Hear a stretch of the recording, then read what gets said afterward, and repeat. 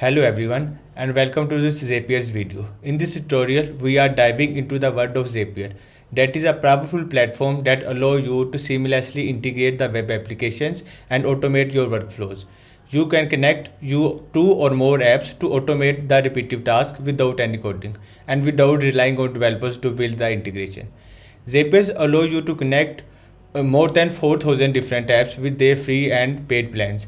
The best thing about Zapier is it is easy to use and it requires zero coding. In this video, I will explain everything you need to know about Zapier. Later in this video, I will show you how you can create your first Zap and how you can integrate or automate your workflows. So let's start. I am on the official website of Zapier, that is zapiertutorial.com. As you can see, these are some of the apps that Zapier allows you to connect. So these are some of the apps, like it allows you to connect the ChatGPT with the Slack and with the Google Sheet. It allows you to build the custom workflow in minutes. So this is how the Zapier works. You need to trigger some event and it will perform some action when this event will occur. It allows you to connect the app you already love. So these are some of the theory part. So first of all, you need to create your account on Zapier. I have already signed in with my account. So this is the Zapier dashboard that you will see after creating your account. You can search the apps you want to connect. For example, if I want to connect the Slack with the Google Sheet, I can search the Slack here and the Google Sheet here. Like you can see, you can connect with the Google Sheet, Google Calendar, Google Drive and Google Forms. Then it will show you the steps you need to perform for creating your first Zap. So this is the Zap tab that you need to click in order to create your first Zap. When I click on Zap, it will show you the screen something like this. You need to click on this create button to create your first Zap.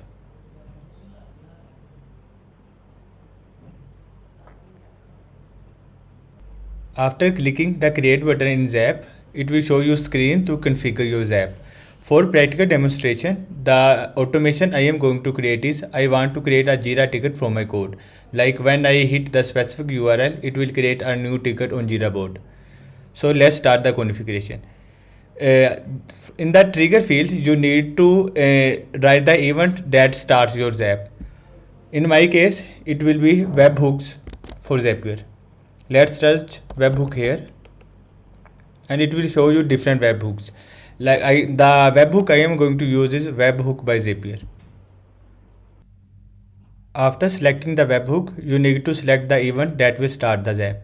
In my case, it is the catch hook that will wait for the request that can be put, post or the get request. Let's select the catch hook here and let's click on the continue. It will take some time and show you the next panel for configuration. In the trigger panel, you need to pick off the child key. By default, Zapier gives you the entire payload of webhook. For now, let's keep this field empty and click on the continue. So in the test panel, Zapier will provide you the webhook URL. You need to copy this URL. We will be using this URL after some time. So you can test the webhook if you want. So I am now testing the URL and I am going to the action panel. Action is the event that the Zapier performs when it starts.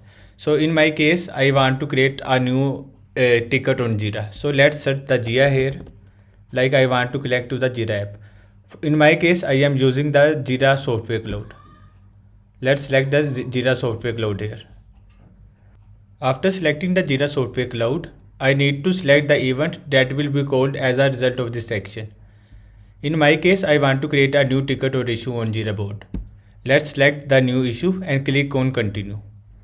As you can see, my Jira account is already connected to Zapier.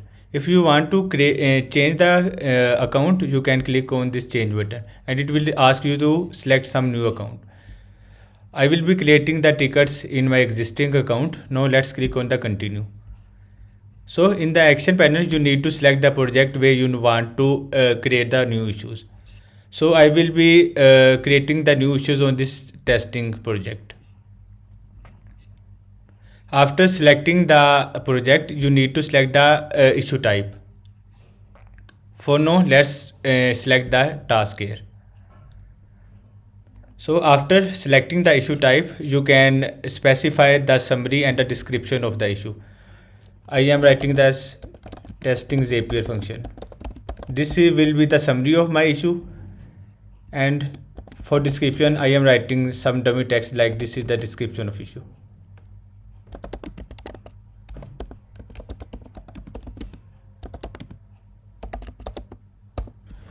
You can also specify the parent here, the flag, the reporter if you want to select. I am selecting my account as the reporter of this issue, and let's click on the continue. So these are the required fields that you must specify. After doing all the above configurations, it will take some time to save these configurations. In the last test panel, you can test your action by clicking on this retest step. Let's name this zap like testing and click on this publish button to publish our zap.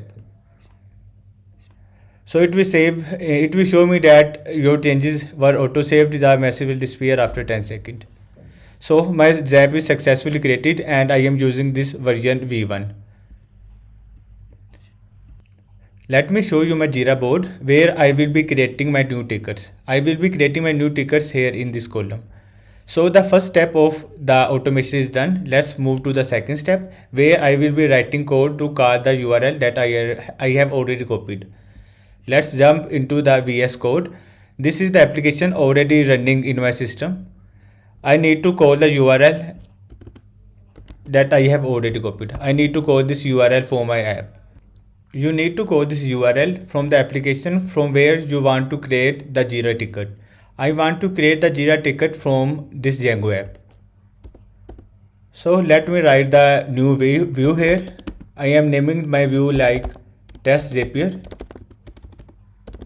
and it will be taking request as parameter.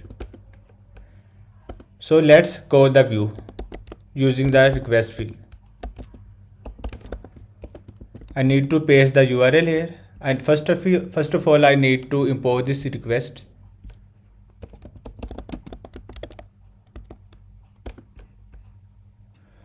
Let's call this URL using the post method. It will return me some response.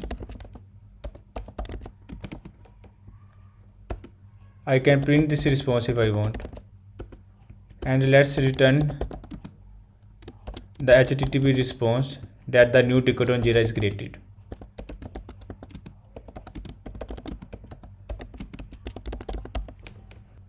Now I need to write the URL for this view.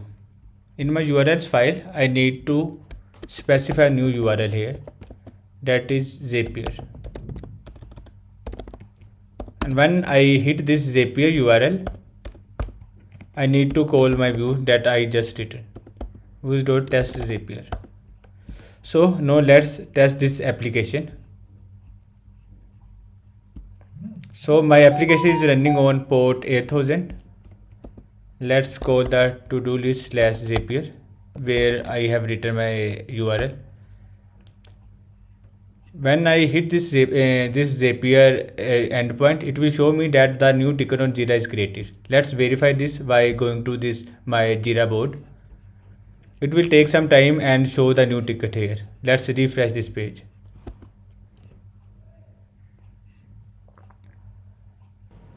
Let's scroll down to verify the ticket.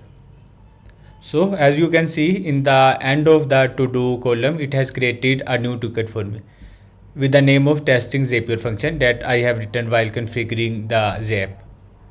So this is how the automations work in Zapier. You need to call the specific event of Zap and it will perform some action for you, like creating new ticket in my case. Let me show you some more detail of Zapier. Let's jump back to the Zapier dashboard. If you want to see the Zap's history, you can see this by clicking on this Zap history button. If you want to see the connected applications, you can see by clicking on this apps. If you want the Zapier to transfer the data between different applications, you can do this by going to this transfers panel. So that's all for the introduction to this Zapier video. Thanks for watching.